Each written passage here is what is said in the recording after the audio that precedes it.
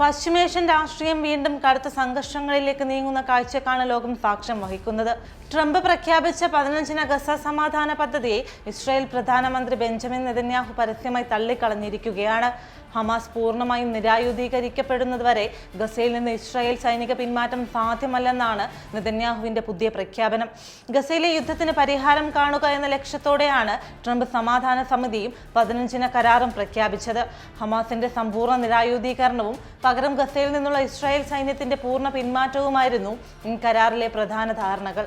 കരാർ വ്യവസ്ഥകൾ ഘട്ടം ഘട്ടമായി നടപ്പിലാക്കാൻ ഒരു മേൽനോട്ട സമാന സമിതിയെ നിയോഗിക്കുന്നതടക്കമുള്ള നിർദ്ദേശങ്ങളാണ് ട്രംപിന്റെ പദ്ധതിയിൽ ഉൾപ്പെട്ടിരുന്നത്. എന്നാൽ കരാറിനോട് പ്രതികരിച്ച ഹമാസ് തങ്ങൾ നിരായുധീകരണത്തിന് തയ്യാറാണെന്ന് അറിയിച്ചെങ്കിലും ഇസ്രായേൽ തുടർച്ചയായി നടത്തുന്ന ആക്രമണങ്ങൾ പൂർണ്ണമായും അവസാനിപ്പിക്കാതെ അതിന് സാധിക്കില്ലെന്ന ന്യായമായ നിലപാടാണ് സ്വീകരിച്ചത്. എന്നാൽ ഞായറാഴ്ച ചേർന്ന ഇസ്രായേൽ പാർലമെന്റ് യോഗത്തിന് തൊട്ടു പിന്നാലെ സമാധാന കരാർ തള്ളുകയാണെന്ന് നെതന്യാഹു പ്രഖ്യാപിക്കുകയായിരുന്നു.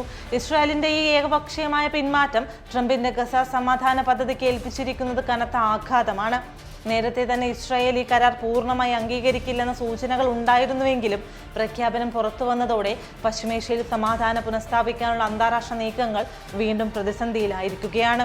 ഹമാസ് ആദ്യം ആയുധം വെച്ച് കീഴടങ്ങണമെന്ന വ്യവസ്ഥ പരസ്യമായി മുന്നോട്ട് വെക്കുമ്പോഴും നിലവിൽ പകുതിയിലേറെ സൈനിക നിയന്ത്രണത്തിലാക്കിയ ഗസയിൽ നിന്ന് പിന്മാറാൻ നെതന്യാഹുവിന് തുടക്കം മുതലേ താല്പര്യമില്ലായിരുന്നു എന്നതാണ് യാഥാർത്ഥ്യം. ഇതിന് പിന്നിൽ കൃത്യമായ ഇസ്രായേൽ ആഭ്യന്തര രാഷ്ട്രീയ ലക്ഷ്യങ്ങളുമുണ്ട്. ഇസ്രായേലിൽ പൊതുതെരഞ്ഞെടുപ്പ് ഏതാനും മാസങ്ങൾ മാത്രം അകലെ നിൽക്കെ നിലവിലെ ഭരണം നിലനിർത്താൻ നെതന്യാഹുവിന് തന്റെ തീവ്ര വലതുപക്ഷ ഭരണ സഖ്യത്തിന്റെ പിന്തുണ അത്യാവശ്യമാണ്. ഗസയിൽ നിന്നുള്ള സൈനിക പിന്മാറ്റം തീവ്ര വലതുപക്ഷ വിഭാഗങ്ങളെ ചൊടിപ്പിക്കുമെന്നും തനിക്ക് തിരിച്ചടിയാകുമെന്നും നെതന്യാഹുവിന് നന്നേ ഭയമുണ്ട്. സമാധാന കരാർ തള്ളിക്കളഞ്ഞെങ്കിലും വിഷയം സംബന്ധിച്ച് ട്രംപുമായി തുടർ ചർച്ചകൾ നടത്തുമെന്നാണ് നെതന്യാഹു ഇപ്പോൾ വ്യക്തമാക്കുന്നത്. എന്നാൽ സ്വന്തം രാഷ്ട്രീയ ലാഭത്തിന് വേണ്ടിയും ഗസയിലെ അധിനിവേശം തുടരാനുമായി നെതന്യാഹു സ്വീകരിക്കുന്ന ഇത്തരം പിടിവാശി നിലപാടുകൾ മേഖലയെ കൂടുതൽ വൻ ദുരന്തത്തിലേക്കാണ് തള്ളിയിടുന്നത്.